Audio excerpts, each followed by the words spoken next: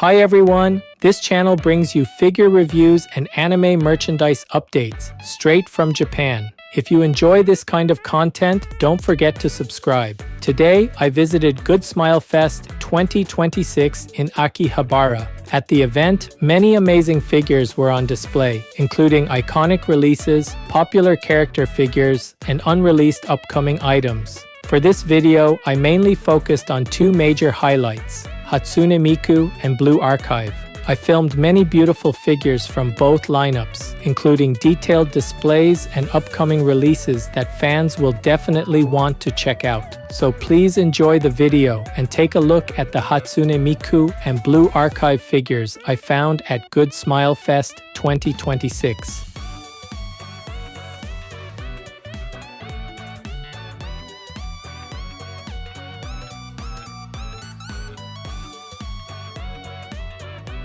As soon as I entered the venue, the Hatsune Miku displays were right in front of me. Many Miku-related figures were lined up near the entrance, so this area immediately stood out. It really shows how much attention Hatsune Miku still gets at figure events like this.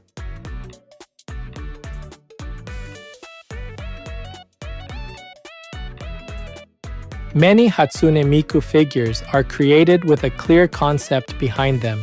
Because of that, even when you look at each figure by itself, it still has a very strong presence. The outfit, pose, colors, and overall theme all come together, making each Miku figure feel complete as its own display piece.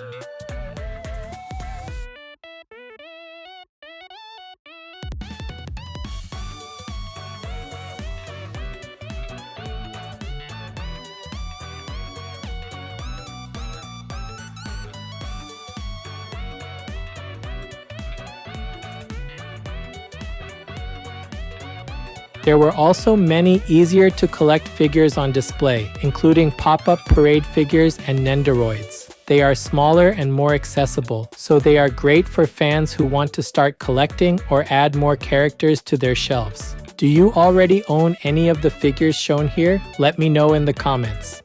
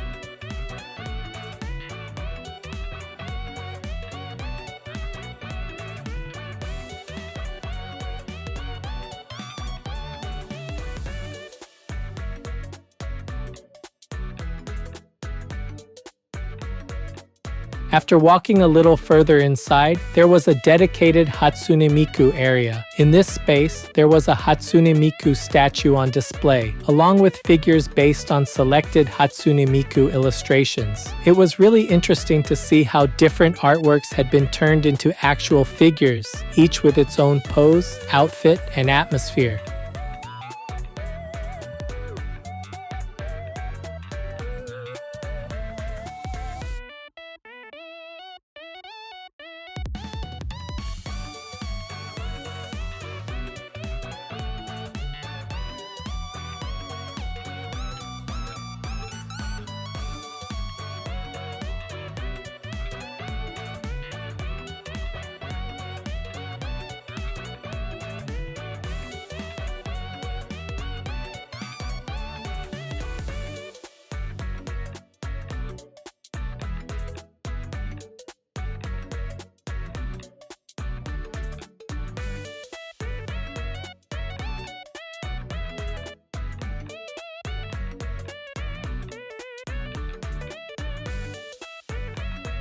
The Hatsune Miku Symphony 2025 Sapporo performance version especially caught my eye. The use of transparent parts was very beautiful, and it gave the figure a light, elegant feeling. Among the Miku displays, this one really stood out to me because of how clean and delicate the presentation looked.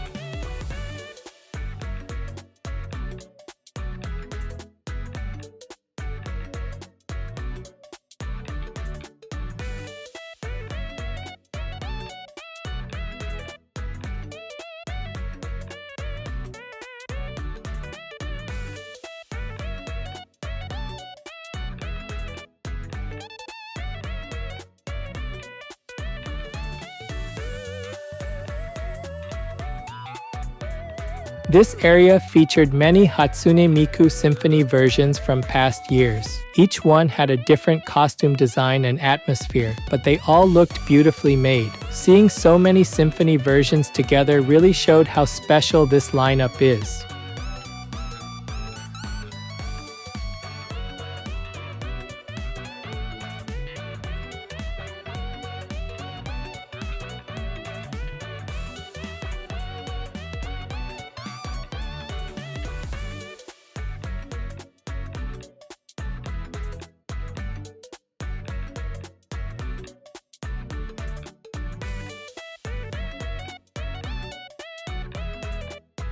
There was also a 10th anniversary symphony version of Hatsune Miku, which still does not have an announced release date yet. Even in its unpainted state, you could already tell that the design was very strong. The shape, pose, and overall concept looked really promising, so I am very excited to see the finished painted version in the future.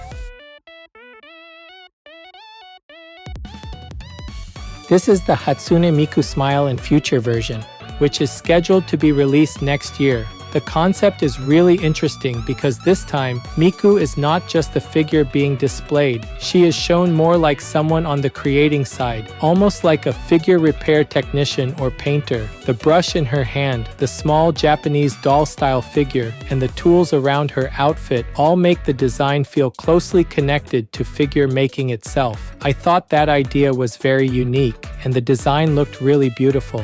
It felt like a figure that shows both Hatsune Miku's charm and the creativity behind figure production.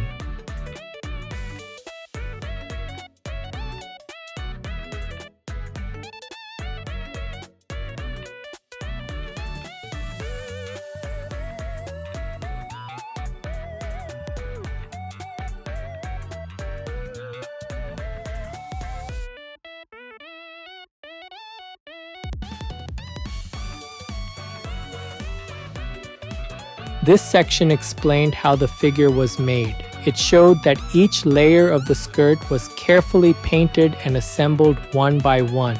Seeing that process made the figure feel even more impressive because you can really understand how much careful work goes into creating all of those details.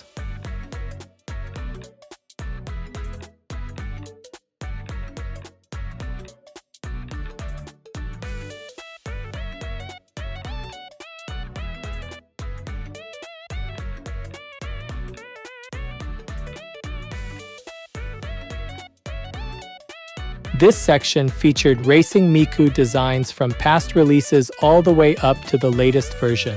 Figures of Hatsune Miku were displayed together with the wrapped racing cars, and the lineup looked very impressive. Seeing the history of Racing Miku side by side from older designs to the newest one made this area feel especially powerful.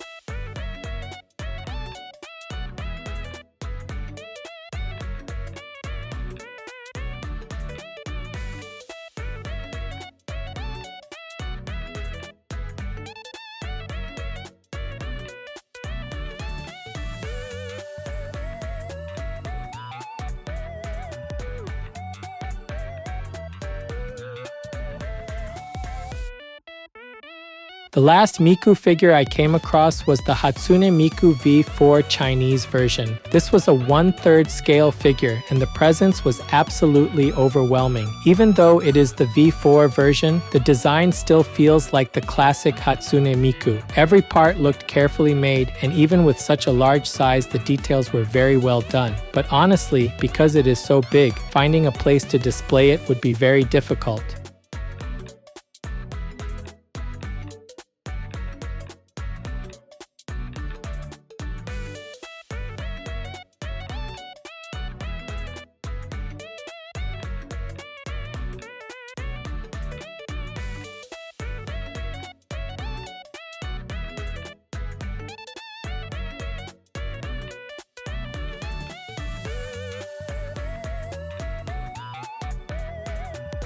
Next, let's move on to the Blue Archive figure displays. Blue Archive is a very popular game in Japan, so it is already a very major title among anime and figure fans. Because of that popularity, the Blue Archive figures were displayed together in a dedicated area. The section started with pop-up parade figures, and there were many items lined up, from well-known past releases to figures that still do not have a release date announced yet. For Blue Archive fans, this was definitely one of the main highlights of the event.